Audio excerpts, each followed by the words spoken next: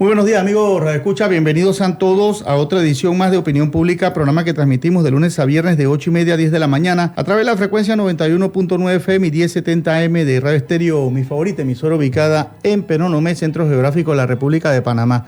Opinión Pública es un programa dirigido a dar a conocer a ustedes los últimos acontecimientos ocurridos en Panamá y en el resto del mundo y que por su connotación merecen un comentario o una opinión de nuestra parte.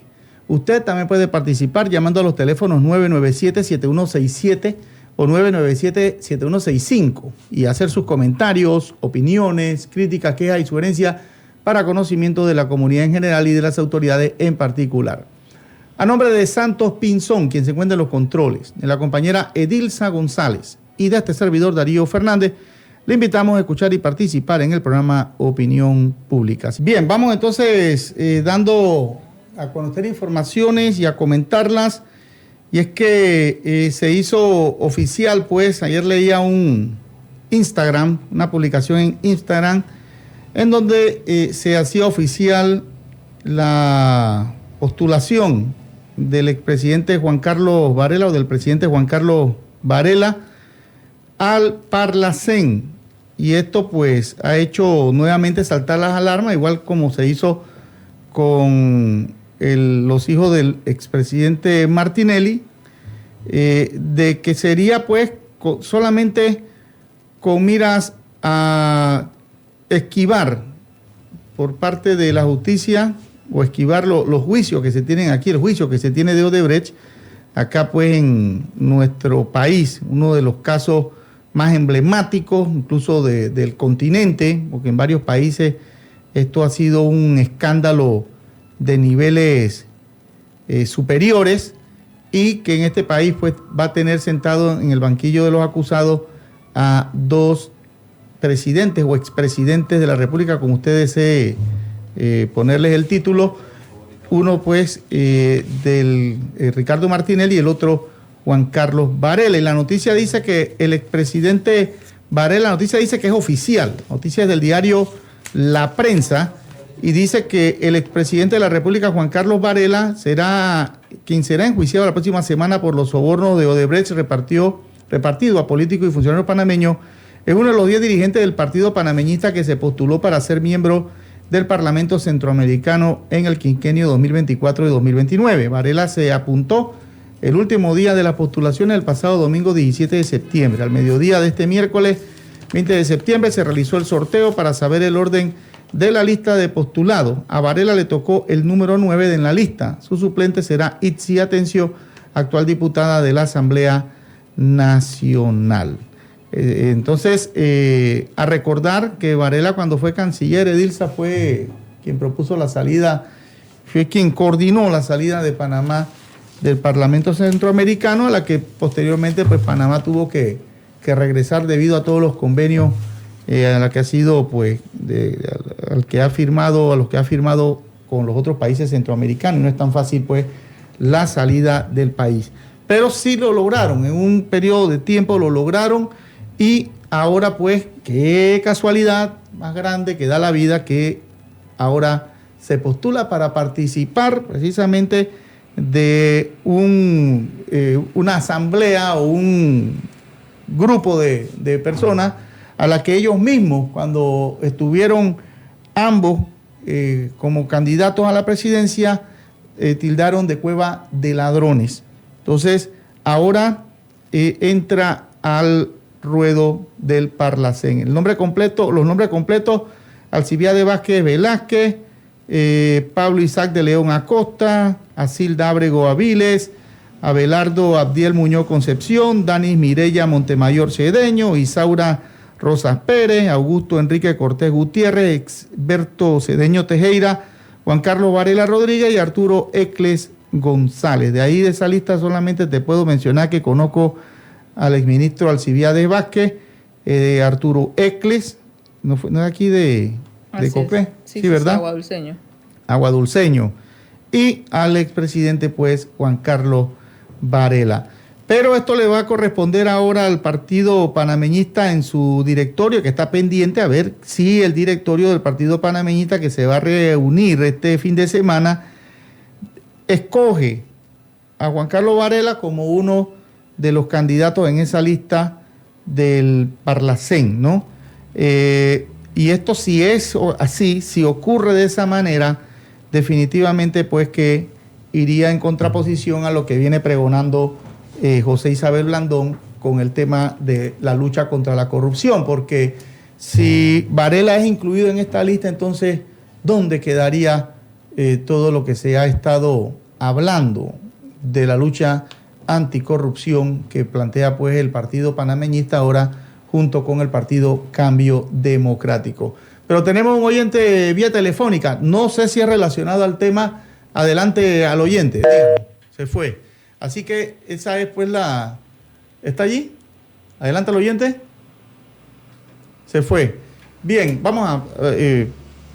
y Edilza, esa es pues la situación que hay en estos momentos y que puede llegar a ensombrecer la opinión de esa candidatura que está pregonando pues la lucha anticorrupción, contra la corrupción, y al igual que otros pues partidos políticos que están también en el mismo tema. Tú sabes que todo el mundo cuando vienen las elecciones se enganchan en ese tema anticorrupción, y la corrupción es tema de lista, ¿no? En las propuestas a las campañas políticas, la lucha y castigar a los corruptos y demás, pero cuando llegan a la presidencia de la República todo el mundo se olvida de ese tema. Entonces yo escuchaba al señor Blandón hablando en el programa de Álvaro Alvarado hace unos días atrás, y él daba a conocer pues que Juan Carlos Varela, como miembro del partido panameñista, tiene todo el derecho de correr al Parlamento Centroamericano.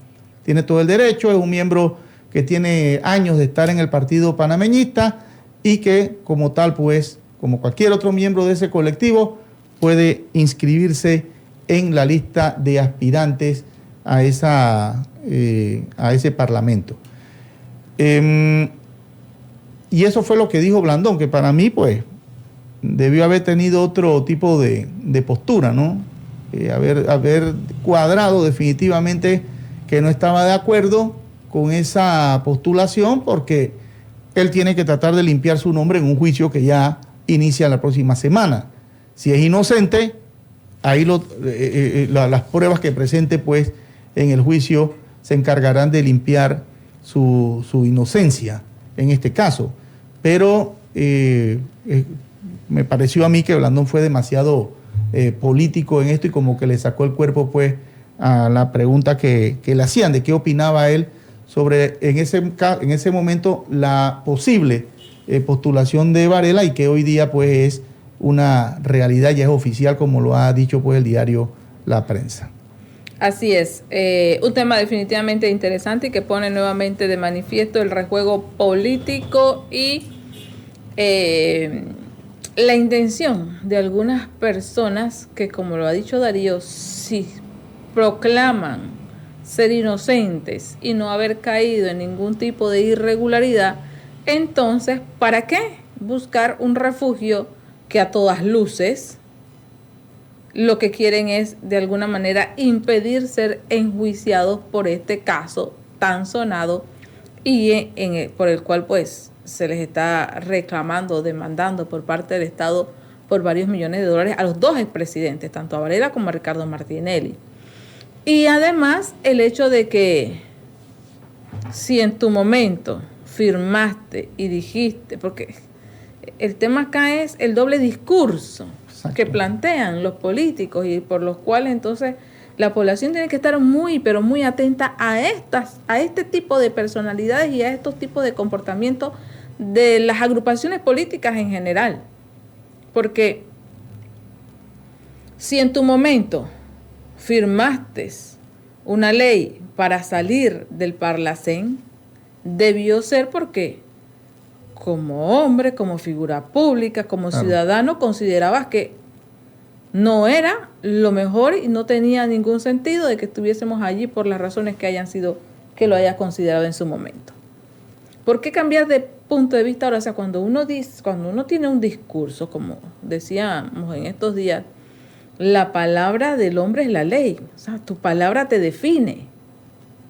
Pero si tú un día dices sí, el otro día dices no, y el otro día dices yo no sé, y el otro día dices no me importa, y el otro día dices me gusta, y el otro día no me gusta. Entonces, ¿qué clase de personalidad tienes? ¿Cómo podemos confiar en la palabra de ese hombre? Porque al final resulta que lo haces a conveniencia y no porque realmente estás convencido de que tu posición es moral, política, ciudadana, es la correcta. Porque tú como individuo llevas un estilo que te dice, o una forma de ser, basada en principios morales, éticos, que esa es tu posición y no la vas a cambiar por las razones que sean. Pero ya está demostrado que estos señores políticos bailan al son que le toquen. Si un día me conviene, digo sí. Si el otro día no me conviene, digo no. Él dijo que quería salirse del Parlacén porque no era, y de hecho firmó la ley como canciller, ya se lo comentó Darío, y ahora resulta que entonces quiere ser candidato al Parlamento Centroamericano. Que debe aprobar que, aunque el juicio de Brecht inicia el 27, el 1 de octubre, ellos van a tener un directorio, una convención, el Partido Panameñista. Creo que es un directorio. Van a tener una de estas reuniones en las que ratifican o deciden cuáles van a ser los candidatos cuál va a ser su lista oficial de candidatos al Parlacén. Una vez candidato, de una vez alcanza el fuero, ¿cierto? Sí. Una vez candidatizado, entonces entra en fuero. Ya el juicio habrá iniciado. Tendríamos que saber un análisis jurídico allí, cuál sería el camino a seguir. Porque también hay que decirles a nuestros oyentes que ellos ya lo han comentado su equipo de defensores legales, que ellos están asumiendo que por ser expresidente ya él está dentro del Parlacén, a pesar de que no sea juramentado, que ese es un requisito necesario para que pueda ser considerado con un fuero electoral, ¿cierto? Exactamente. Vamos a ver que van a exponer sus abogados el día 27 cuando inicie este juicio sobre esa postura de que si está o no en el Parlacén, porque lo que se dice es que todos los expresidentes del país, una vez salen, tienen una curul asegurada en el Parlamento Centroamericano. Eso es lo que dice la ley. Pero para poder estar allí deberían, como dice la ley también, estar juramentados. Él nunca se juramentó, nunca entró.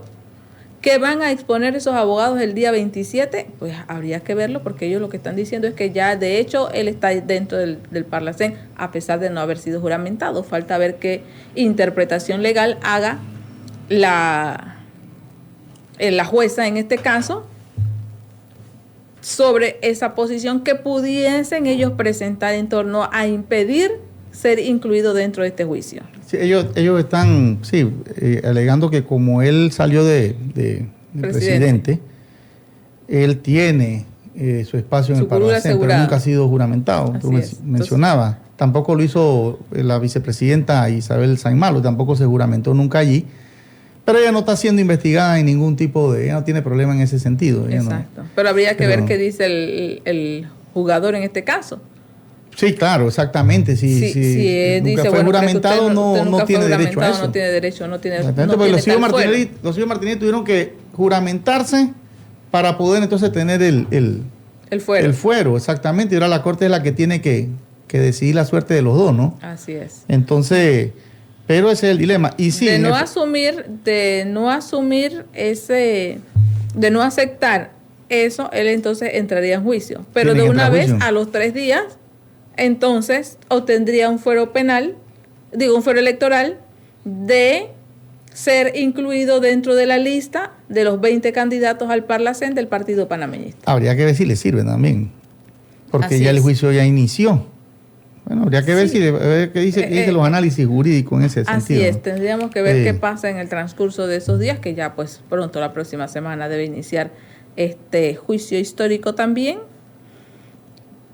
y cuál van a ser la posición también de los miembros del directorio. Pero lo que sí, yo lo que no, porque tendremos que saber, Darío, también, y eso no me queda muy claro. Es una convención nacional ordinaria la que se va a celebrar el 1 de octubre. Pero habría que ver entonces si eso se vota en bloque o se vota por persona. También tendríamos que tener esa información para saber cuál va a ser la decisión de los convencionales panameñistas, cuál es su posición en torno a este rejuego político para tratar de salvarse de un proceso en el que a todas luces hubo corrupción. Así es.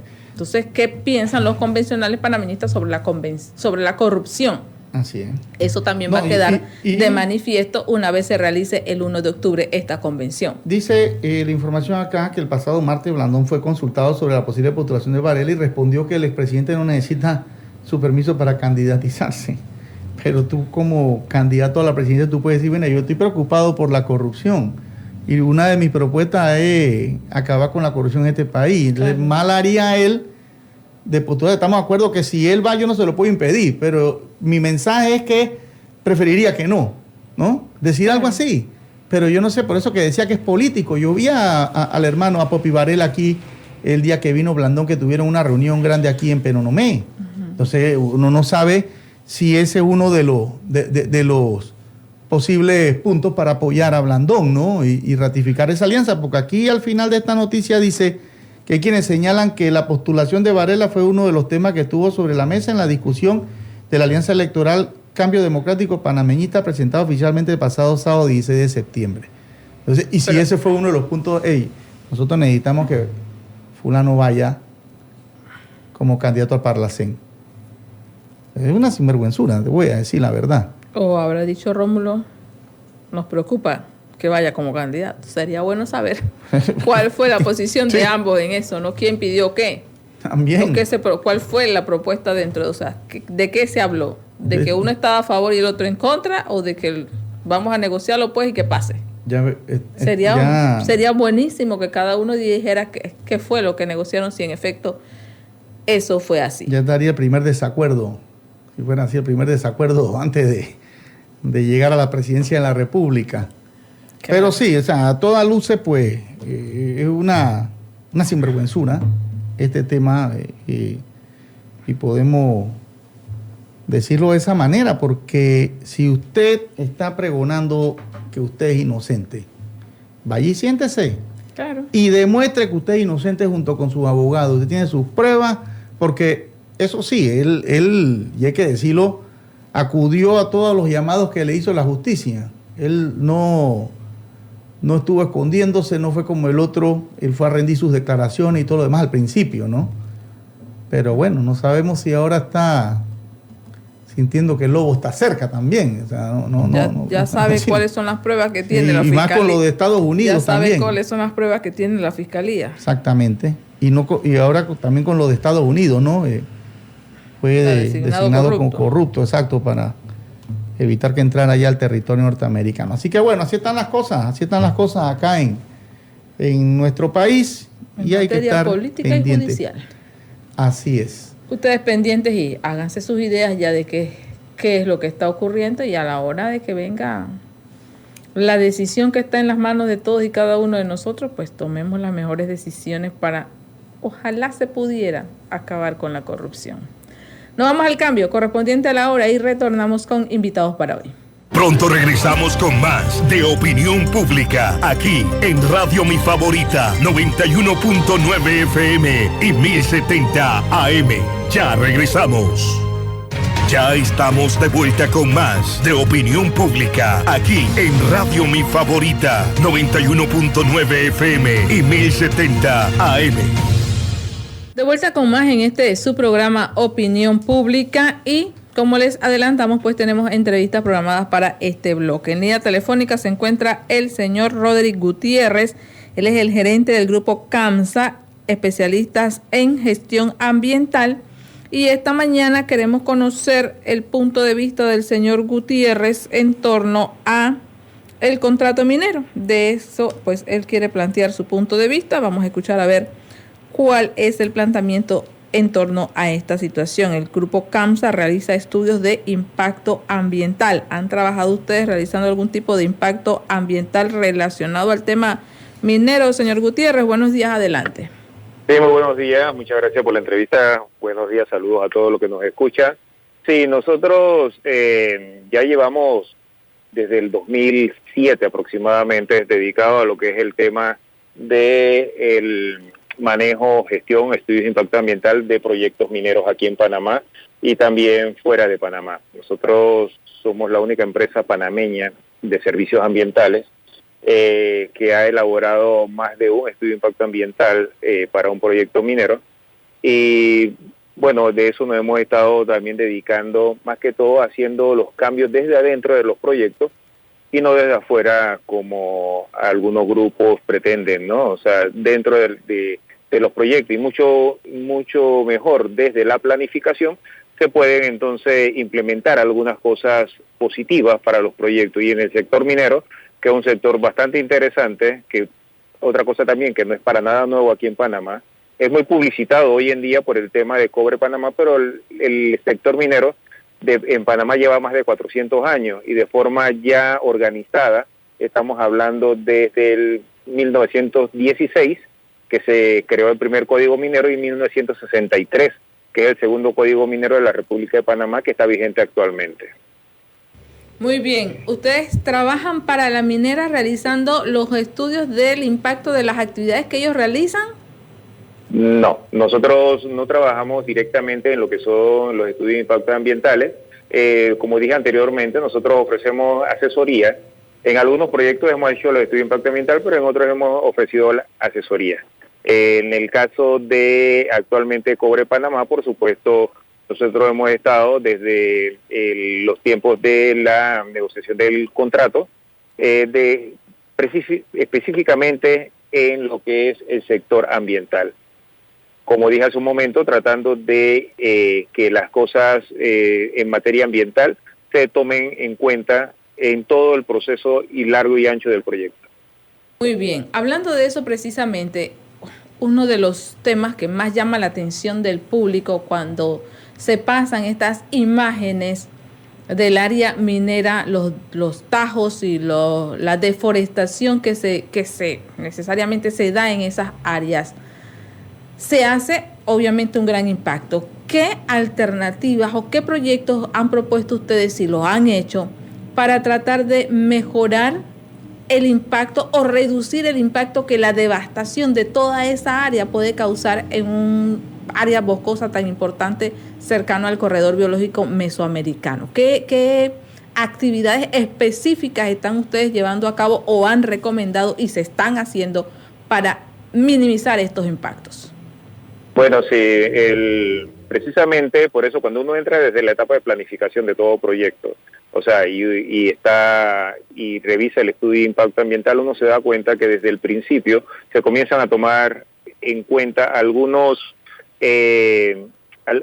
planes, o mejor dicho, se comienzan a implementar algunos planes de manejo ambiental que son necesarios para toda la vida útil del proyecto. Explicándolo en otras palabras, por lo menos en el caso de minería, en minería cuando se da una concesión se da en un área muy amplia. ¿Y eso por qué? Porque se necesitan, primero que todo, hacer exploraciones para poder determinar dónde está el yacimiento y cuál es el que es más económicamente rentable. Y segundo, entonces, para tener un buffer o un área de protección, porque son proyectos que requieren de mucha seguridad, por dar un ejemplo, el tema de las voladuras.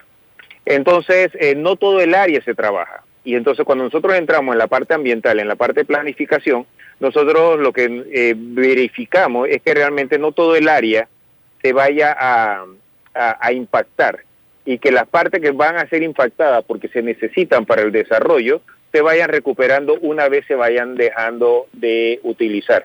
En otras palabras, el tema de la reforestación, primero que todo no se necesita cortar todos los árboles como se necesita en otros proyectos como una barriada o proyectos agrícolas donde se va a construir un potrero.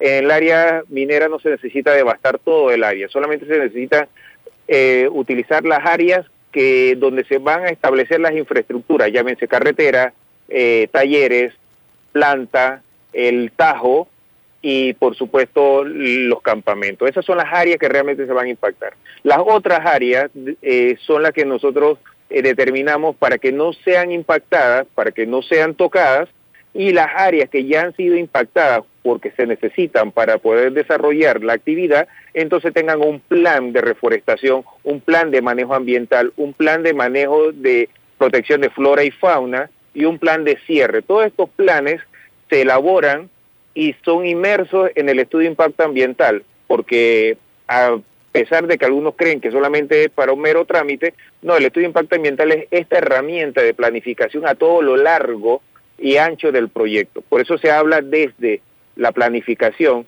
de cuáles son las áreas que no se van a tocar y se establecen dentro del plano y se aprueban con el estudio de impacto ambiental hasta el plan de cierre, en donde el objetivo es dejarlo lo más parecido posible a como estaba en su inicio. Muy bien. ¿Algún proyecto específico que se haga en torno entonces a esos temas? ¿Qué recomendaciones han hecho? Por ejemplo, hemos visto que es un área ampliamente boscosa, que donde habitan muchas especies. ¿Qué se ha hecho con esas especies? ¿Cómo se trabaja en ese sentido? El tema de la apertura de caminos, cuando recién se inició el tema de la apertura de caminos, veíamos actividades que se realizaban para mantener los taludes y demás, cosas que la gente generalmente desconoce. ¿Puede usted comentar qué cosas en materia ambiental se hacen que la gente desconoce o que ustedes como especialistas en gestión ambiental han recomendado? Bueno, sí, porque por lo menos un ejemplo, lo primero que se hace es levantar la línea base. ¿Qué es la línea base? Es todo lo que existe. Y cuando se habla de todo lo que existe, estamos hablando de igual en la parte de fauna y parte de flora. Entonces, cuando uno ya tiene esa información, uno planifica. Entonces ya uno sabe que voy a abrir la carretera por este lugar, pero por este lugar hay una familia de tapires, por decir un ejemplo. Bueno, esa familia de tapires, como ya yo la he levantado, como ya yo tengo esa información, yo tengo que garantizar de que ellos sigan utilizando el área lo menos y que tengan el menos estrés posible. Eso lo hace un equipo, por supuesto, de biólogos y de zoólogos especialistas en el área. Las otras áreas por donde hay árboles que no necesariamente tengo que talar, puedo desviar entonces el área de la carretera. Si tengo que construir un río, yo tengo que levantar primero toda la información que está en el río. Y cuando yo tengo esa información, que eso es lo que hacemos nosotros los ambientalistas de carrera, que somos los que elaboramos y realizamos este tipo de planificación, entonces se toman las decisiones. Si voy a abrir la carretera, ok, tengo que abrir la carretera, pero ¿qué tengo que yo evitar cuando estoy abriendo la carretera? Por dar un ejemplo, hay muchas otras cosas más, es evitar que la erosión llegue a los ríos. ¿Cómo yo evito que esa erosión llegue a los ríos? Bueno, a medida que voy cortando, voy estabilizando los taludes. Ya puede ser con especies, ¿cómo se llama? Gramínea u otras especies que amarren el suelo, o colocando algún tipo de, por supuesto, barreras para evitar que esa tierra vaya a llegar al río. Eso se hace con planificación y se hace con presupuesto. Es lo que no vemos, por lo menos en otros proyectos o en otros sectores. Un ejemplo, una barriada. Una barriada estamos viendo que están cortando todo el área donde se va a construir la barriada, pero sin embargo, por no tener el presupuesto o por no tener profesionales como nosotros que estén encima de que las cosas se cumplan, entonces estamos viendo que está llegando la sedimentación a los ríos. Eso es lo que se evita por lo menos, o se evitó, o se está tratando de evitar también, porque esto es un trabajo continuo en el sector minero, específicamente en el proyecto Cobre de Panamá, porque lo primero que se establece en materia ambiental es tener el presupuesto para poder cumplir con todas las medidas de mitigación. Una vez que se tenga el presupuesto, y por supuesto las empresas como Cobre de Panamá, que tiene y sabe que tiene que cumplir con todo esto, uno puede planificar, uno puede entonces construir esas barreras, esas trampas de sedimentación, uno puede, reforestar, uno puede crear viveros, contratar personal, o sea, hacer monitoreos dentro de los ríos, o sea, comprar la tecnología necesaria, y por eso es que nosotros podemos garantizar que realmente el tema ambiental que se puso en un papel se pueda cumplir, porque lo primero que nosotros tenemos que ponerle a todos esos planes es presupuesto. ¿Cuánto me cuesta a mí realmente poder cumplir con todo lo que establecía en el papel. Y eso es lo que nosotros, sacamos como parte positiva de este proyecto en materia ambiental, es que se tiene el presupuesto para poder hacer todo lo que se planteó en el estudio de impacto ambiental. Muy bien. Siguiendo el hilo de lo que nos planteaba en materia de monitoreo y verificación de que efectivamente las cosas se hagan, se cumplan y den resultados. ¿Eso también le dan ustedes seguimiento? ¿Qué han podido encontrar o qué han determinado en el tiempo que llevan realizando este tipo de consultorías o de recomendaciones? Bueno, hay que aclarar algo que se divide en dos. O sea, las empresas, en este caso, vamos a hablar específicamente de Cobre Panamá. Cobre Panamá tiene un equipo interdisciplinario en materia ambiental contratados y dentro del proyecto. Pero también hay otra cosa que establece la normativa. Además de que tú tengas tu propio personal, tú tienes que tener un personal externo que sea imparcial, que no sea ni del Estado ni de la empresa, para que entonces verifique que las cosas se están haciendo bien. Eso para aclararlo, por eso siempre en estos proyectos se trabajan con dos equipos interdisciplinarios, uno dentro y otro fuera, para poder garantizar de que las cosas se cumplan. Para poder cumplir con todo lo que es el tema del monitoreo, por supuesto, la empresa tiene un equipo interdisciplinario, vuelvo y repito, que también se apoya de la tecnología actual, llámese de cámaras trampas, llámese de sensores de monitoreos de agua para medir el pH, medir los químicos que puedan llegar ahí, que no están llegando porque no se utilizan en el proceso. En cobre no se utiliza los químicos que muchas veces están mencionando por allí, porque no se, y más que todo porque tampoco aquí en Panamá estamos llegando al proceso final, que es la fundición. Aquí en Panamá se está exportando es el concentrado de cobre. No se está exportando láminas de cobre, por ende no se necesitan algunos otros, no se necesita llegar a ese proceso. Entonces, cuando hablamos de monitoreo, hablamos de que hay un monitoreo constante dentro de la empresa y un grupo interdisciplinario externo que también está dándole seguimiento. Adicional a esto, una modalidad que no se ve en otros proyectos, que sí se está viendo en este proyecto Cobre Panamá, es que se involucró a la comunidad para el tema de los monitoreos. La comunidad se capacitó y la comunidad también es, claro, por medio de unas cooperativas que se capacitaron para esto, la comunidad también está haciendo sus propios monitoreos, cumpliendo con el protocolo, por supuesto, de seguridad de todas las muestras, que es mandado a un laboratorio certificado internacionalmente en Vancouver, las muestras de la comunidad también. Esto es para garantizar y tener mayor, claridad o darles esa seguridad realmente a la comunidad, que lo que la empresa está monitoreando es exactamente lo mismo que está monitoreando la comunidad al mismo tiempo, en el mismo lugar, y los resultados, por supuesto, tienen que venir iguales. Si no vienen iguales, porque o se contaminó la muestra o porque hubo algo. Pero por lo general, y es lo que está pasando, las muestras están llegando iguales y ellos pueden verificar que realmente se está cumpliendo con todo el tema de monitoreo. En este caso, el monitoreo de las aguas superficiales que se está trabajando en conjunto, por dar un ejemplo. ¿Puede usted, como empresa consultora externa, certificar que en efecto se están cumpliendo con todos estos procesos, que no hay el tema de la contaminación de la que se habla, el tema de la muerte de peces, el tema de posibles enfermedades? Esto se está cumpliendo con lo que el estudio de impacto ambiental les ordena y con las normas mínimas de conservación ambiental o de cuidado ambiental que se requieren para un proyecto magno como este? Sí se puede certificar. ¿Y cómo podemos certificarlo? Con los resultados de los laboratorios, con las estadísticas también. O sea, porque otra cosa, lo que no se mide no existe. Materia científica, por decirlo así, o en materia de ingeniería. Los resultados que están arrojando ahora mismo los análisis de laboratorio establecen que no hay contaminación.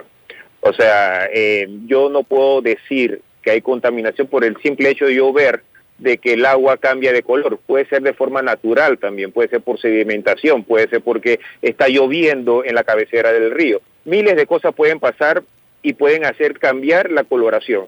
Pero sin embargo, cuando yo tomo la muestra y lo mando al laboratorio y me establece que está por debajo de la norma y que los niveles están y se mantienen, ahí es donde yo puedo determinar si hay o no hay contaminación. Con respecto a la mortandad de peces, no se ha registrado realmente por parte ni de la autoridad ni por parte de la empresa esta mortandad de peces.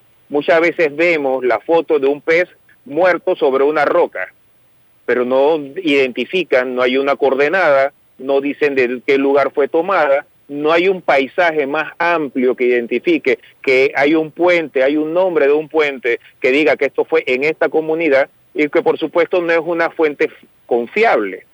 Si yo voy a decir que hay mortandad de peces, yo tengo que tomar coordenadas, yo tengo que ir con un laboratorio, yo tengo que mandar ese pez a un laboratorio y que me identifique por qué murió.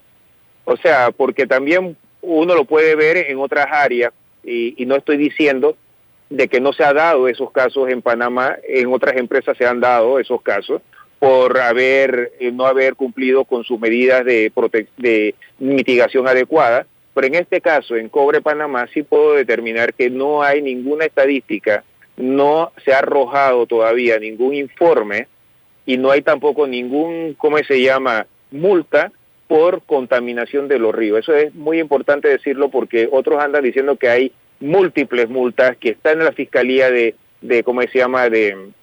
ambiental, de que la empresa ha sido multada cientos de veces, y eso es totalmente falso. Actualmente solamente hay 4 expedientes abiertos, y expedientes abiertos por hallazgo que la misma autoridad de ambiente ha notado cuando ha ido a hacer sus inspecciones, que eso es normal. En una actividad tan grande siempre va a haber algo goteando, siempre va a haber algo que deja alguna mancha, siempre va a haber algo que no se puede contestar en el momento cuando se va a hacer la inspección, y por eso se abren expedientes. Pero el expediente no necesariamente es una multa, porque el expediente se abre para que entonces la contraparte pueda determinar y pueda demostrar que está cumpliendo o no está cumpliendo. Y eso se cierra cuando realmente la empresa pueda cumplir. A principios de enero habían unas declaraciones de la viceministra y el ministro de Ambiente donde decía que habían 7 expedientes abiertos. Bueno, ya 3 de esos han sido cerrados, 4 se mantienen abiertos por investigación. Pero no quiere decir que hay una multa o que realmente se ha incumplido hasta que no se cierre y se compruebe por ambas partes que realmente amerita cerrar el expediente. Los seguimientos o los monitoreos que ustedes como empresa hacen van ligados específicamente a flora y fauna, aguas, o también tienen que ver con materia ambiental en temas de salud y seguridad de los trabajadores en el manejo de sustancias y todo este tipo de cosas. Exactamente, sí. Lo que nos dedicamos a lo que es el tema de gestión y planificación ambiental. Para aclarar un poco, la parte ambiental, a diferencia de lo que muchas veces se ve afuera, que solamente dicen que es plantas y animales, la gestión ambiental involucra toda, la parte económica, la parte social y por supuesto la parte ambiental. Y en la parte ambiental involucra también lo que es el tema de seguridad ocupacional. ¿Esto qué quiere decir? Que también tenemos que velar porque el ambiente de trabajo de las personas que trabajan ahí también es el adecuado. Para eso hay especialistas en gestión, en salud y seguridad ocupacional, que trabajamos en conjunto, por supuesto, con los biólogos, con los arqueólogos, con los forestales, con los agrónomos, con todos estos especialistas, ingenieros ambientales, con todos estos especialistas que se necesitan realmente para poder determinar si se están llevando las cosas bien. Por supuesto, entonces, los que se encargan de la parte hídrica, que son los hidrólogos, los químicos, ellos van a analizar lo que es la parte hídrica. Los arqueólogos van a analizar de que se esté llevando adecuadamente la retrospección arqueológica o que no se estén encontrando algunos, hallazgos arqueológicos. Los forestales tienen que estar pendientes de que realmente se está cumpliendo con la reforestación y que las áreas que se destinaron para no ser tocadas no se toquen. Y asimismo los agrónomos, los zoólogos, que en este caso para específicamente el proyecto Cobre Panamá, es uno de los proyectos más monitoreados, mejor dicho, las áreas son unas áreas más monitoreadas porque se mantienen 110 cámaras trampas, en donde ya por lo menos la Fundación Rapaces, que tiene que ver con el águila arpía, y otras fundaciones que tienen que ver con el tema de ¿cómo se llama?, los estudios de felinos, pueden tener la información real y actualizada de cuántas familias hay ahí, cómo se comportan, cada cuánto tiempo pasan por el área, y eso realmente se monitorea y se logra con la tecnología adecuada y con el presupuesto para poder hacerlo. Ahora mismo se está conservando una familia de águila arpía que según lo que ha... porque este proyecto no comenzó con el contrato, vuelvo y repito, este proyecto ya tiene más de 5 años de estar explotando y desde los años 60 realmente están explorando. Algunos piensan que este proyecto comenzó hoy, no, este proyecto ya está, ya existe, ya este monitoreo se ha estado haciendo por años, desde el 2011 que se estableció el estudio, se aprobó el estudio de impacto ambiental, se comenzaron a cumplir con todas estas medidas. Esto no es ahora en el 2023. Estamos hablando ya de 12 años atrás. Y entonces ellos pueden determinar ahora mismo con toda esta información, con la tecnología que hay actualmente, que la familia de águila arpía que está ahí cerca del proyecto es la pareja más reproductiva que hay a nivel nacional. ¿Eso qué quiere decir? Que de las 54 familias que se están unidos, que se están monitoreando a nivel nacional, el que está ahí cerca del proyecto Cobre Panamá es el más productivo o más reproductivo a nivel nacional actualmente. Y esa información se da, teniendo la tecnología y teniendo el presupuesto para poder hacerlo, ¿no? Muy bien. Ya para terminar, señor Rodríguez. Roderick Gutiérrez. Gutiérrez. Sí. Como ambientalista, y pues tenemos que aceptar que el desarrollo minero causa un impacto ambiental tremendo. Eso creo que no se puede negar. Pero no. Para aquellos que les preocupa este contrato, la ampliación de áreas de exploración, ¿podría usted decirles que se están cumpliendo con los requisitos que establece la ley y la norma, e incluso más allá, para garantizar que por lo menos las áreas que no se tocan con la extracción en sí se están cumpliendo, se están cuidando, se está evitando que esto pudiese afectar a futuro a las poblaciones cercanas y garantizando que en el caso de que se dé o cuando llegue la fecha un cierre, un plan de cierre, se cumple efectivamente o tienen los requisitos establecidos para que esto a la larga no genere un problema ambiental en el país? Bueno, sí, la pregunta es muy larga para contestarlo todo, pero lo que sí te puedo decir es que sí se están cumpliendo actualmente con todos los requerimientos desde el punto de vista ambiental, social y económico que exigen las normativas, tanto nacionales como extranjeras. Es muy importante aclarar esta parte de extranjera, porque no solamente se tiene que cumplir con las normativas de Panamá, se tiene que cumplir con las normativas internacionales. ¿Esto qué quiere decir? Que si no se cumplen con las normativas internacionales, ni siquiera lo dejan ni exportar ni comprar insumos. Y eso estamos hablando en materia ambiental. Los bancos y las instituciones internacionales son mucho más rígidas que el Ministerio de Ambiente. Por esa parte, por eso es que se puede decir que se va a garantizar de que esto se cumpla, porque realmente a ninguna empresa le conviene perder dinero, y si no se cumple, es cerrada y por supuesto va a perder la inversión y va a perder el dinero. Con respecto a que el plan de cierre se tiene que cumplir, el plan de cierre no comienza cuando termina el proyecto, el plan de cierre ya comenzó. El plan de cierre involucra lo que es la parte de reforestación, que es muy importante, o sea que ya las áreas que se han dejado de trabajar tienen que comenzar a reforestarse y tienen que comenzar a regresar a como estaban anteriormente. El Estado es el que va a determinar en un futuro qué actividad o qué se va a hacer en esas áreas una vez la mina se retire. Otra cosa que es muy importante para aclarar también, son 12.997 hectáreas de concesión. Solamente se están utilizando actualmente 200, que es donde va a estar el impacto más grande, que es de los Tajos. Antes que entrara la mina, en este sector se habían deforestado, sin la mina, más de 1 millón de hectáreas. Y el proyecto, tanto en el estudio de impacto ambiental como en el contrato, se estableció que tiene que proteger 3 áreas, tiene que financiar y conservar 3 áreas protegidas del corredor biológico mesoamericano que no se van a tocar, pero sin embargo tienen que ser protegidas por la empresa, en donde ya actualmente, y eso lo pueden buscar en internet, y hay una foto con el ministro de Ambiente donde se está entregando el aporte económico, se han invertido $53 millones para la protección de esas áreas protegidas. ¿Eso qué significa? Que esas 3 áreas protegidas no se van a tocar para mantener lo que es el tema del corredor biológico mesoamericano.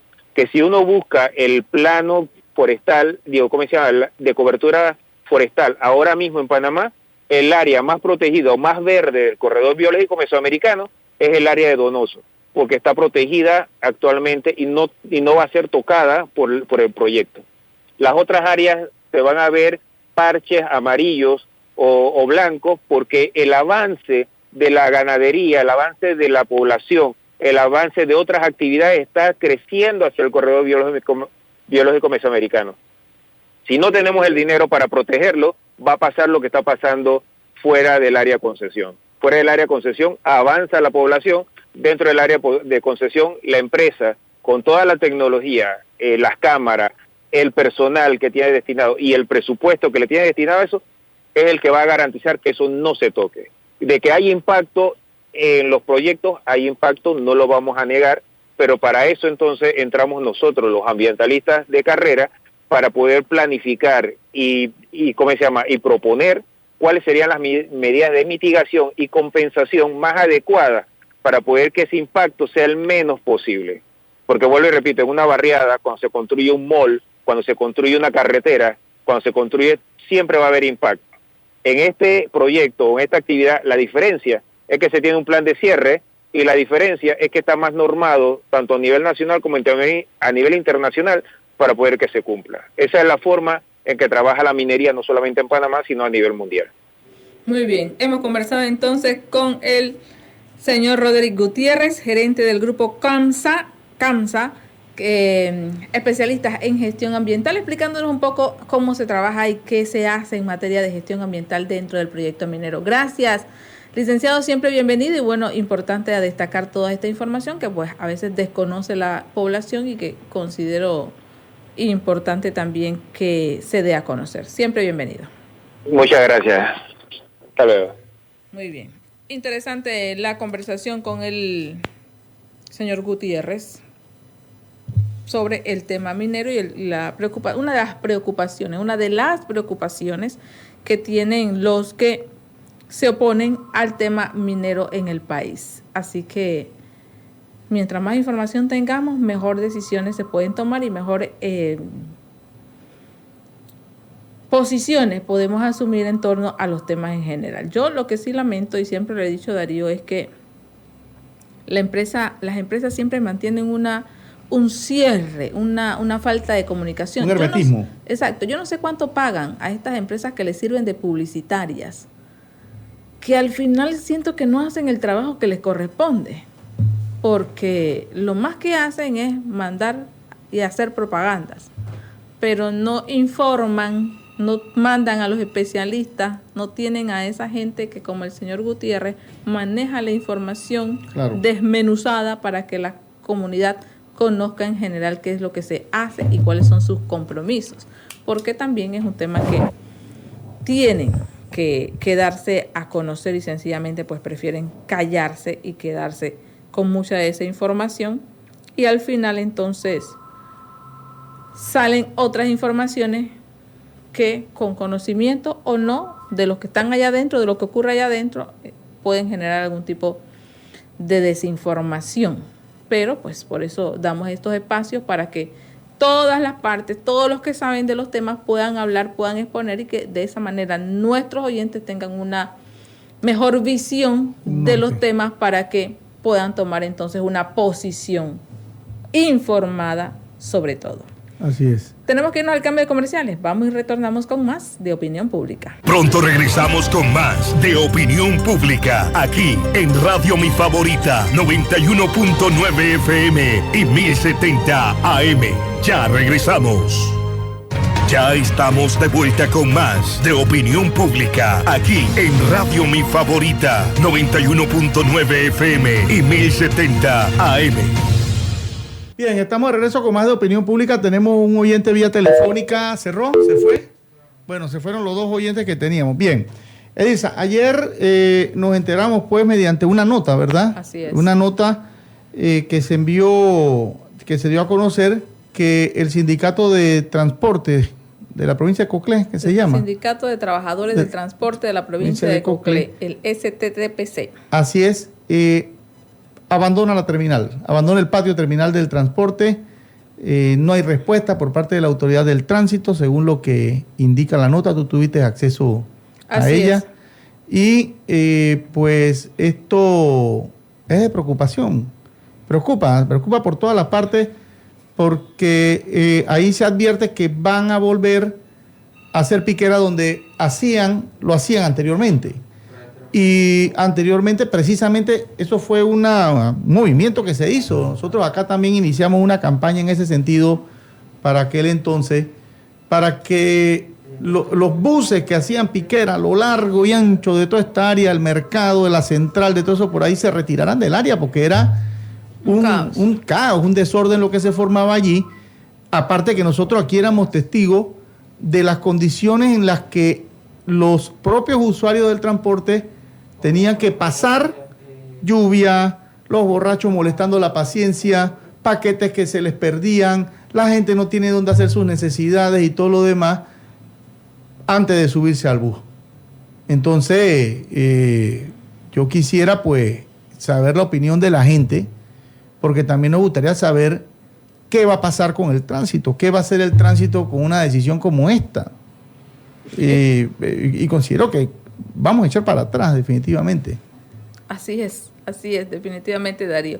Y yo creo que aquí el gran problema que tenemos, Darío, es con el tránsito. Y bien lo dice la nota. Déjenme buscarle la nota para que conozcan todos aquellos que no han tenido acceso a ella, el tenor de la nota que envió el Sindicato de Trabajadores del Transporte de la provincia de Coclé al director nacional de la Autoridad de Tránsito y Transporte Terrestre, el señor Carlos Ordóñez.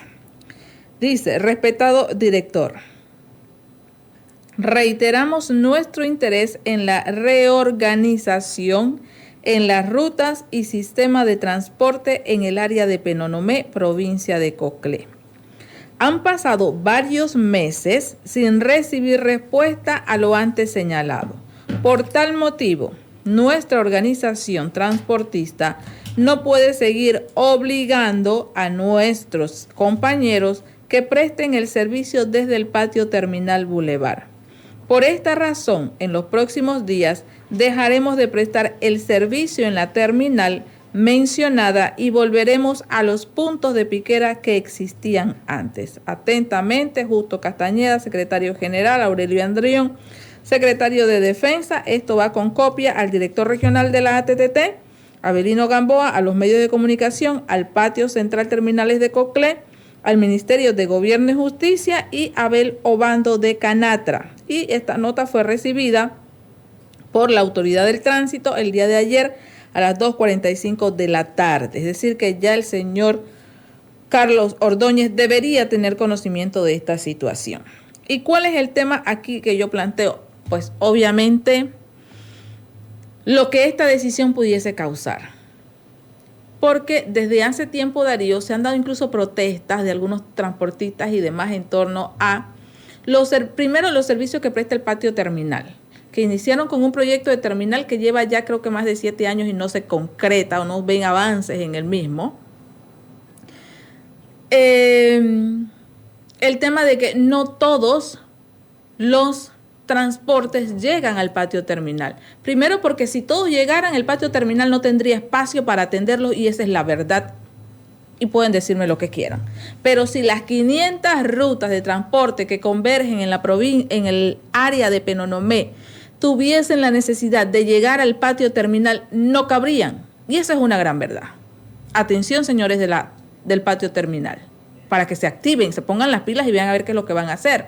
Porque también parte de la decisión tendría que ver con esto, que hay un montón de los que no llegan, que están siendo competencia desleal de los que sí llegan. Ajá. Y todos los días tienen que pagar su zarpe, y mientras tanto otros andan haciendo lo que les da la gana en el centro de la ciudad, no pagan zarpe, siguen como les da la gana, y la ATT y el patio terminal, y aquí nadie dice nada, ni los sindicatos, ni las agrupaciones, ni nada. Claro, eso es competencia desleal. Andan a su ancha. O sea, exacto. Los otros están bajo un acuerdo que se llegó, pues en aquel entonces, claro, están allá haciendo las cosas correctas, pero otros se salieron de allá y andan por ahí sin haciendo orden lo que les da la ley. gana y parándose donde les da la gana. Exactamente. ¿Qué más? Que la Autoridad de Tránsito y Transporte Terrestre, Darío, no le ha dado la gana de mirar para Penonomé. Tenemos un director, y me perdona, señor Gamboa, que se lo diga, pero es la realidad. Tenemos un director aquí que no tiene manera de tomar decisiones, ni hacer ni deshacer aquí nada, porque se le ha pasado 5 años allí, 4 y tantos, allí, y no hemos visto que se haya hecho nada por mejorar el transporte en la provincia de Coclé. Y es la realidad. Primero porque le quitaron la mano de jurisdicción y después volvió, pero al final no se hace nada. Luego, el director nacional, que dicho sea de paso, yo creo que ni en la Asamblea lo han ratificado, no, ¿cierto? No, él no está ratificado en la Asamblea. Entonces, el problema viene de más allá. El problema es que tenemos un director nacional que yo no sé realmente qué jurisdicción tiene si no ha sido ni siquiera ratificado por la Asamblea. Entonces, él no puede ni siquiera decidir al final. Entonces, tenemos un problema que yo no sé por qué no lo han ratificado, y los diputados también tendrían que ver este tema que está pasando, porque la Autoridad del Tránsito y Transporte Terrestre no ha mirado para Penonomé, y tenemos un problema serio aquí, un caos. Son 500 rutas, Darío, 500 rutas dando vuelta en la Avenida Central y la Manuel Amador Guerrero, que ya no da para más. Y la gente de la ATT, bien, gracias, y usted. No han mirado para acá. Allá Agua Dulce fueron, hicieron, deshicieron, perjudicaron a los usuarios, eso sí. Y eso era para que hoy la ATT estuviera girando ya una opinión, un comunicado sobre este tema. No lo vamos a permitir, sí lo vamos a permitir, vamos a habilitar otra área. Los encargados de construir la terminal, pues nos han dicho que en noviembre van a empezar ya, que falta un permiso, falta lo que haga falta, pero ellos van a empezar a construir. O sea, cualquier información que le puedan brindar al pueblo. Y si no, el comunicado generando una reunión entre todas las partes, claro, para ponerse de acuerdo y ver qué es lo que van a hacer. Exactamente. Porque, insisto, han pasado 4 años y no se ha hecho nada. Y aquí, si tú ves, si te paras es que es fácil hacer el ejercicio, señor director de la ATT. Si usted se para en el mercado y agarra cualquier ruta, los buceros de las rutas internas, un día pasan por la 3 de noviembre, otro día salen por el semáforo, otro día salen por acá por la Rafael Iseric. Aquí cada quien sale por donde le da la gana. Las rutas internas no tienen un recorrido establecido, y si yo agarro un transporte hoy en el mercado y yo digo, es que ellos salen por la 3 de noviembre y yo quiero ir para el Ministerio Público, de repente por ahí me puedo bajar antes de. Y no hay. Un día, no, ese día no se fueron por la 3 de noviembre, ese día salieron por allá por la Rafael Iseric y me tengo que bajar entonces allá del otro lado. Entonces, aquí uno no tiene una seguridad en un transporte que le diga a uno, si tú te agarras el transporte aquí, va a hacer el recorrido y te va a dejar en tal lugar. No hay. ¿Tenemos oyentes? Buenos días a los oyentes. Y el primero de los oyentes, buenos días, adelante. ¿Aló? Le escuchamos. Buenos días. Sí, mire, lo que pasa es que yo quiero hablar sobre un tema que tenemos con el transporte en la comunidad del Palomo.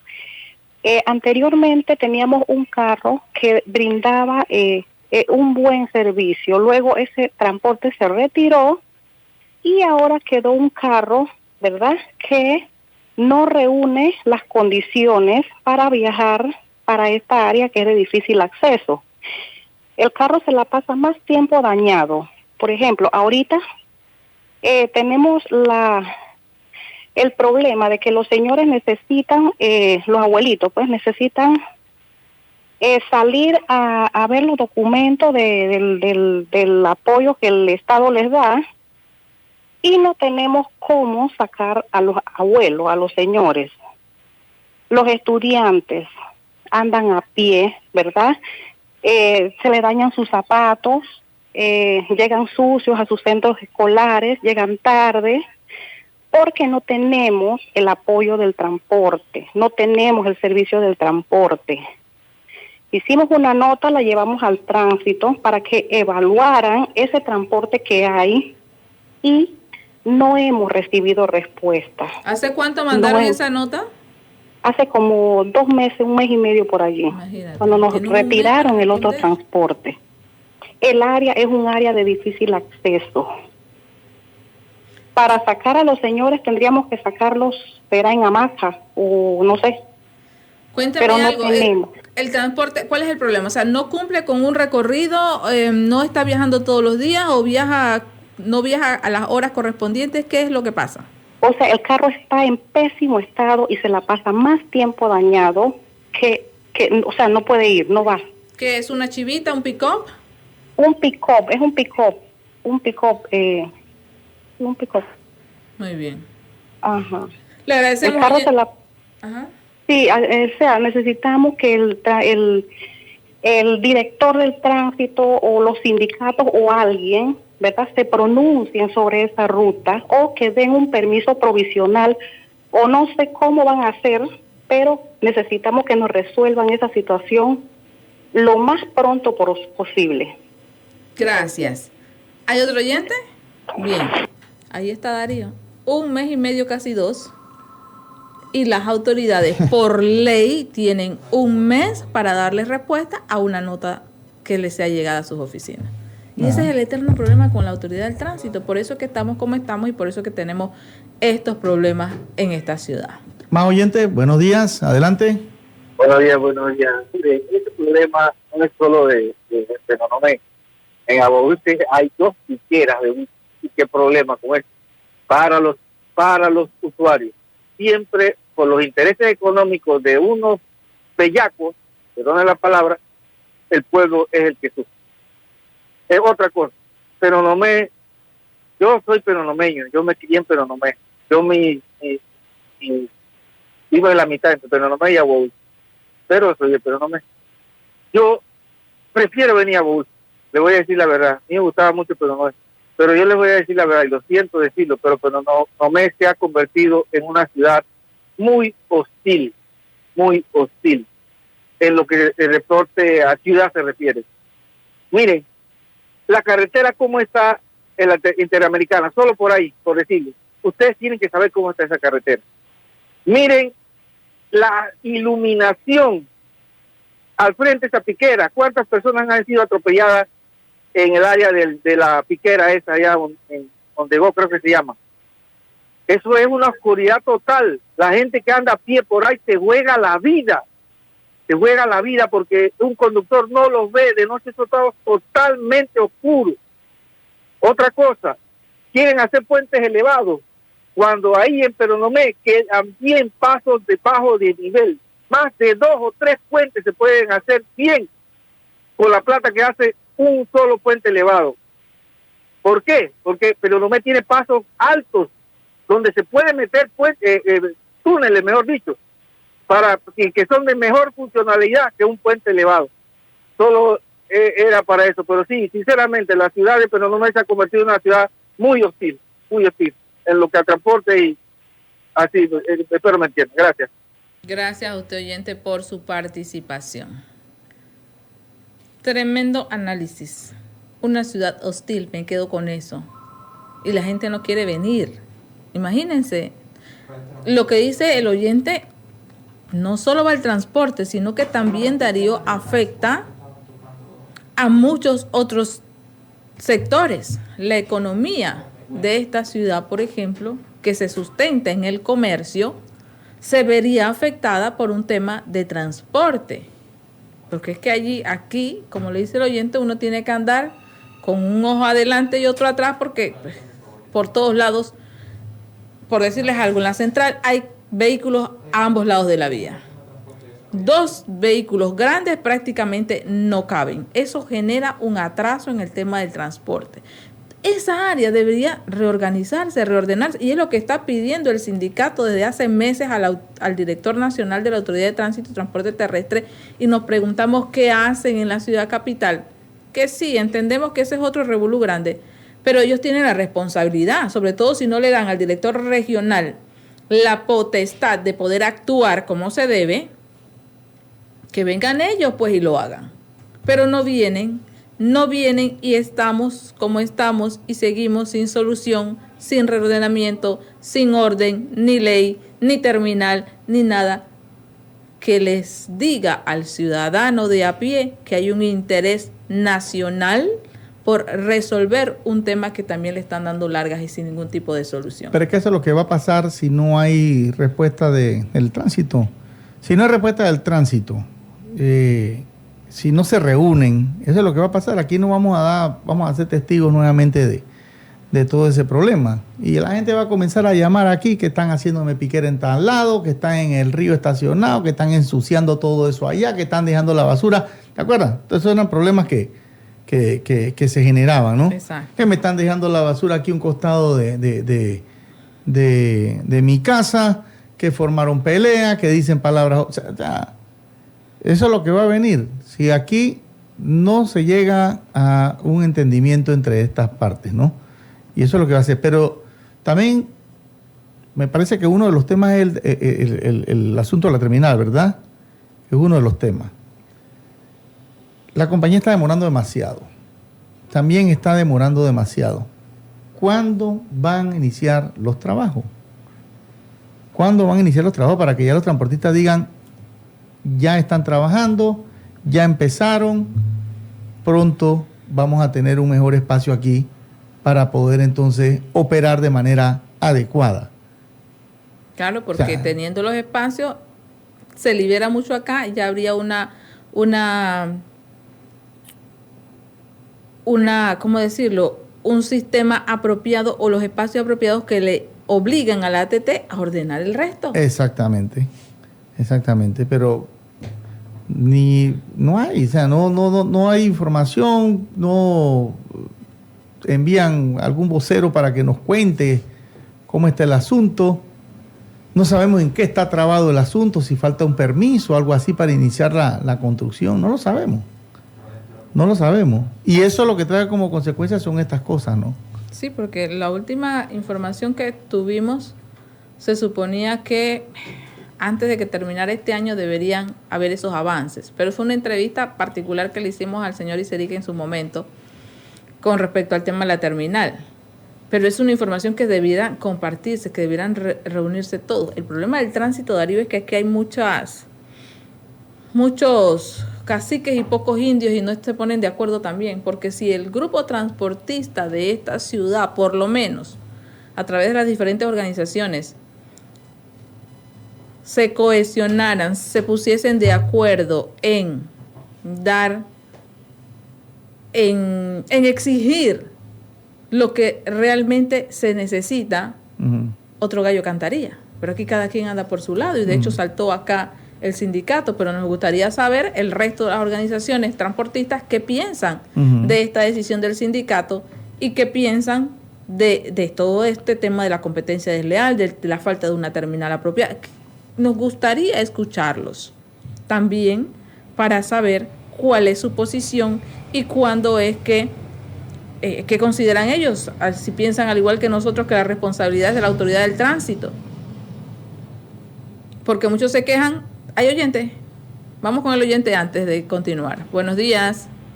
Buenos días, Elsa. Buenos días, Darío. Darío, para opinar, mira. Cuando uno hace las cosas, uno tiene que pensar en el futuro. No es pan para hoy, hambre para mañana. Cuando hicieron esos retornos, vamos a decir el de Boulevard y el de acá del IPT, esos retornos desde el principio tenían que ser unos retornos aéreos, como lo de la Domingo Díaz en Panamá, que tú sales a la derecha y caes a la derecha del otro lado, ahí comenzando, porque eso se hacen unos tranques. Ahora, la terminal, el patio terminal, hay espacio, hay un espacio grande para hacer una buena terminal. Entonces, ¿qué pasa? El transporte, los buses y eso, obligarlos, no sé cómo, pero que tengan una cosa buena, que lleguen allá. Porque tú vas aquí, por el lado de Jaime, ahí paran unos buses. Tú ves la cantidad de gente. Acá en la entrada de Chigoré, otro poco gente. Tú ves la gente hasta las 8 de la noche ahí en la entrada de Chigoré, ahí haciendo filas ahí. Y ahí están los de la TT y lo circulan, pero apenas se van, queda la fila de buses de nuevo. No tranque. Por eso te digo que aquí en Pedro Nomé el desorden es por ambas partes. Bien, gracias, Darío.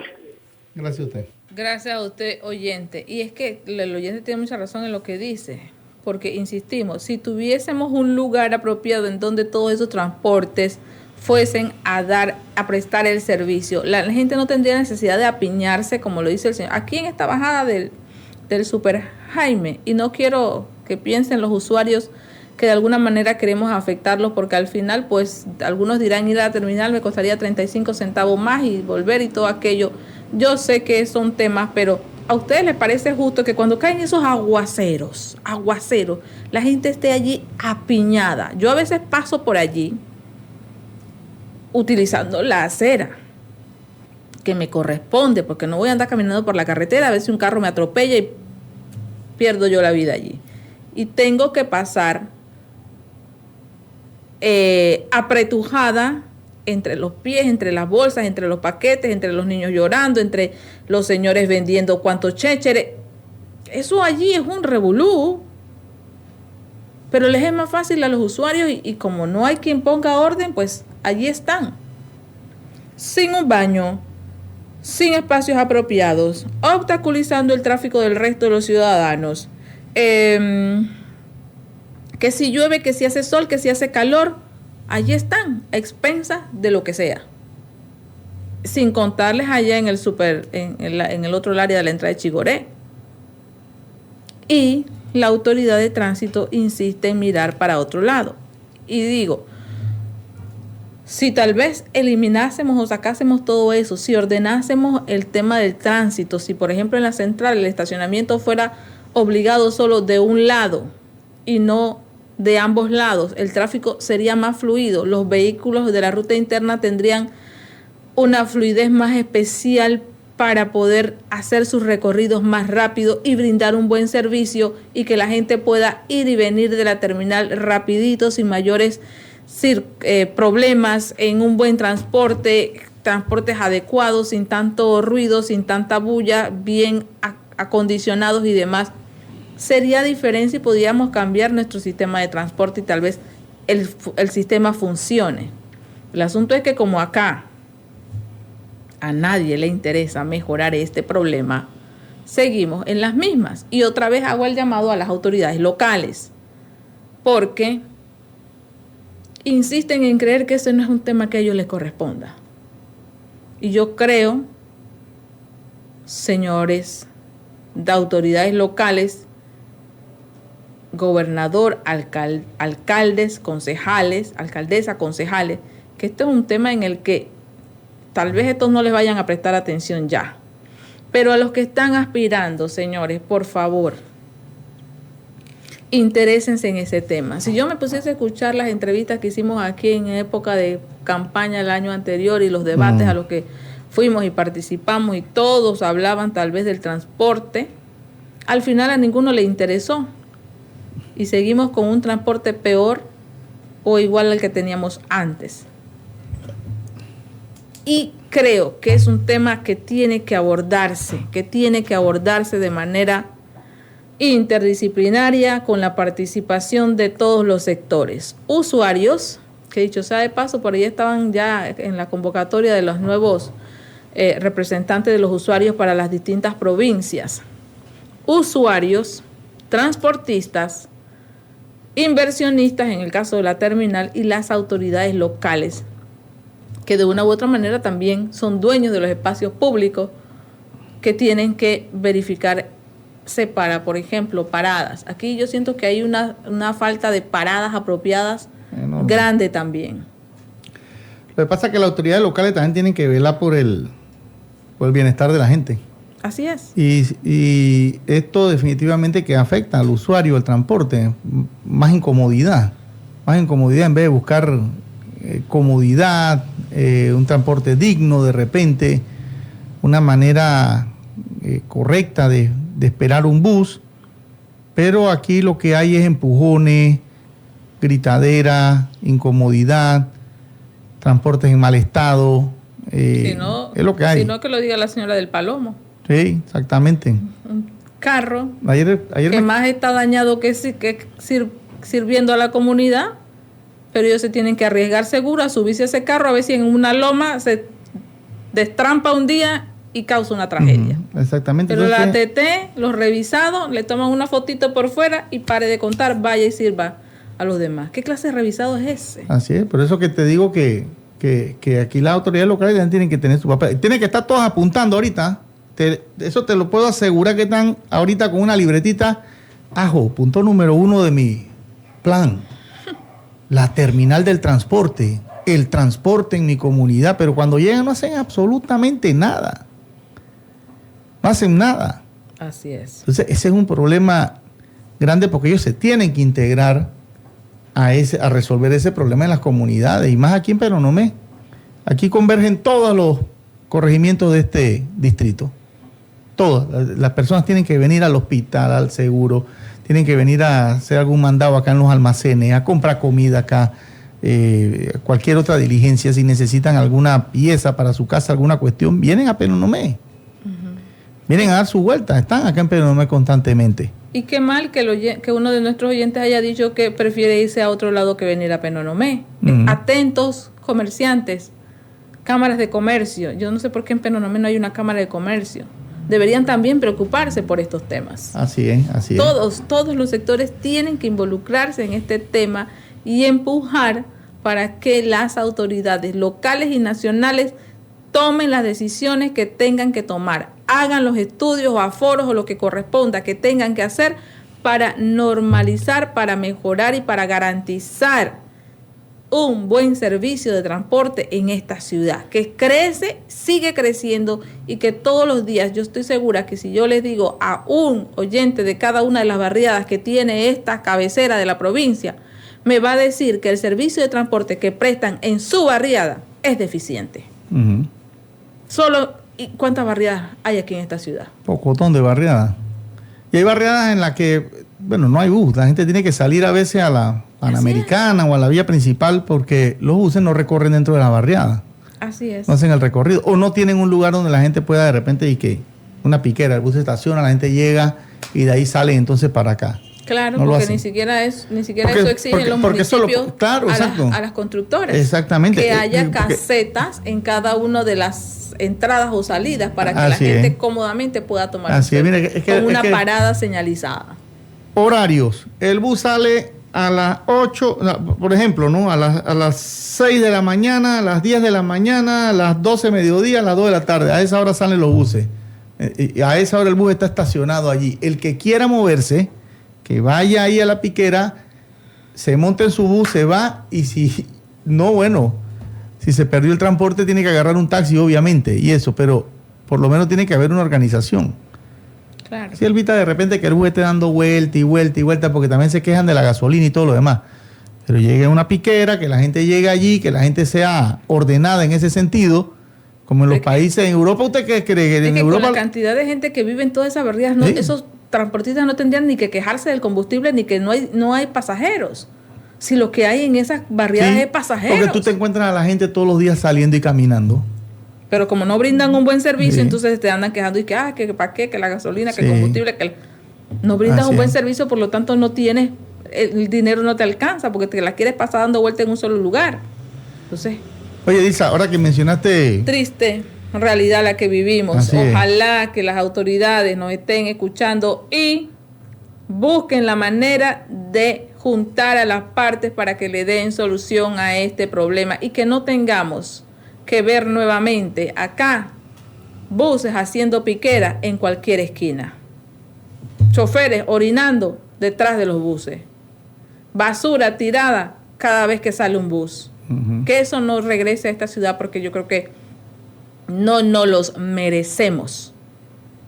Y como no nos los merecemos, las autoridades tienen que actuar en este sentido. Y esperemos que los que tienen esa facultad estén ya llamando al director nacional de la Autoridad de Tránsito y Transporte Terrestre para plantearle la situación y decirle, lo necesitamos acá, urgente, denos una fecha de reunión. Así es.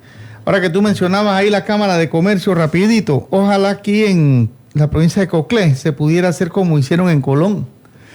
Una invitación a todos los candidatos a la presidencia para que escuchen los problemas que hay en la provincia de Coclé. Y este problema es uno de ellos, el tema de la terminal, el tema de las plantas potabilizadoras. Mira tú, del domingo para acá, 2 plantas sufriendo problemas. Uno por culpa de la electricidad, la otra pues, no sé los equipos cómo estarán, viejos o qué, pero la crecida del río ocasionó esa situación. Entonces, ahí van 2 problemas más y hay otro pocotón de problemas más. Problemas macros que no se resuelven. Exactamente. Con las autoridades locales, no que pueden. Deberían tener conocimiento los que aspiran a ocupar la presidencia de este país. Exactamente. Y es importante que ojalá pues algún día se forme una Cámara de Comercio aquí para que se puedan organizar ese tipo de eventos. Que agrupe toda la provincia. Así porque es. tenemos en Aguadulce y Natá, pero Penonomé se quedó atrás, a pesar de que en Penonomé hay mucho más comercios que en Aguadulce hoy día. Antes el movimiento estaba hacia allá, industrias y comercio hacia el lado de Aguadulce y Natá, por la Nestlé, por la Estrella y por los comercios que existían en su momento. Pero Penonomé creció mucho más y tiene mucho más comercios. Pero yo no sé por qué aquí tampoco se organizan. No se han organizado. Pero bueno, se nos acaba el tiempo, ¿verdad? Así, por acá algo? una precaución a los conductores, dice por allá por el área del hospital que construyen, en la protesta del Suntra, quemaron llantas y los alambres quedaron esparcidos en el hombro de la carretera. Dice que un bus se le enredó en la llanta, le afectó lo que es la balinera del bus, producto pues de uno de esos alambres. Se le enredó en el eje de mando del bus y se dañó la balinera, dice, del bus. Y el bus está en estos momentos a la orilla de la carretera ya con el desperfecto mecánico, producto pues de uno de esos alambres, según lo que nos indican. Qué mal. Pero bueno, atentos entonces allí a bajar la velocidad y evitar accidentes en el área. Nos despedimos y lo hacemos como siempre, dando gracias a Dios por la oportunidad de compartir con todos ustedes en esta hermosa mañana del 21 de septiembre de 2023. Gracias por sintonizarnos. Dios primero, retornamos mañana con otra edición más de su programa Opinión Pública. Hoy con ustedes, Darío Fernández, Santo Pinzón al mando de los controles. Yo soy Edilza González Roca. Que tengan todos un excelente día. Chao.